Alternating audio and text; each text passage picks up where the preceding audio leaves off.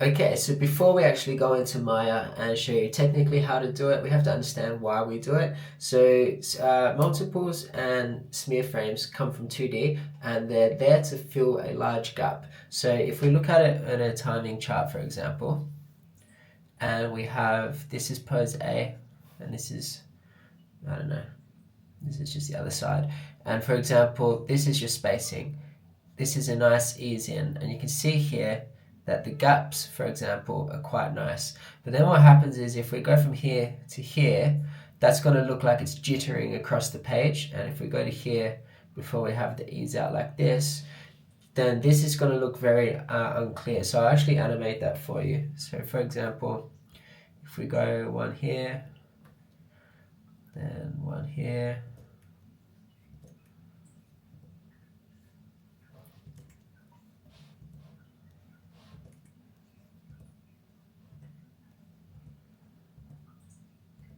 right, just like that. So you see, it's not very clear in the middle section. We have the ease, but then it's very hard to read what's actually happening. So what we do is we can put a smear and or a multiple. So you can actually start to smear here. So this gap just here is quite large. So we can add a bit of drag here. All right, I'm just going to erase that because it's a bit dirty. So we can add a bit of drag here. And then the next frame is where we can actually get a lot going. Okay, and then remember, squash and stretch, the volume changes. So we'll have to drop it out here. And then the next one, when we get to here, this can be like a massive stretch. And so now the spacing is not just here and here, you've kind of got one here, here, here, and here. And it just makes, so now you've got 4, if you will, instead of just 2 little circles. And it makes it a lot easier to read and gives off the space. Oh, what have I done? I've drawn it on the same thing.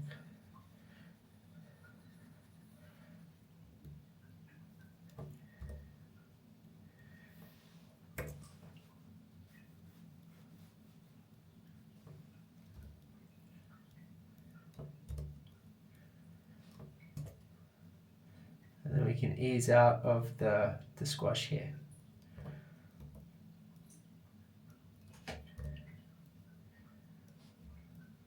So now if we play it, see it reads a lot clearer, and we can see the ball going from one side of the room to the other. So in essence, it's there to help make emotion read clearly and to fill the gaps. So if we just do a quick example with a hand now, if we have a hand here like this, I'm just going to draw it like that on an arm. Okay, and then the next pose, we want it to, let's say the next 3 poses, we want it to get down to here.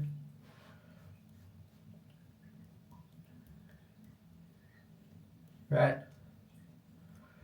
Then the one in the middle here, to help connect that, we can do a multiple. So you could have one here like this.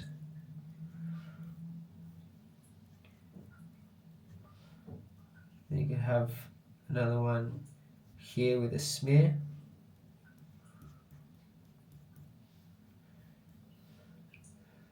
And then maybe you can have something just here.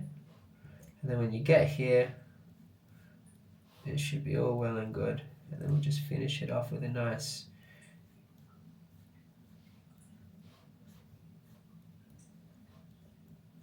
ease out. You can see now with my ease out, the spacing is getting smaller and smaller and smaller.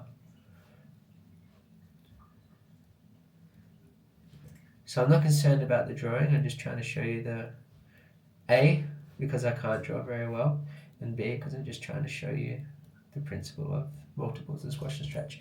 So if you watch this, see that there? It's only 3 frames, but it reads like a few more. And it makes it very clear the action that we're doing. So now we're going to open Maya, and I'm just going to show you in Maya how you can do that with our blue rig.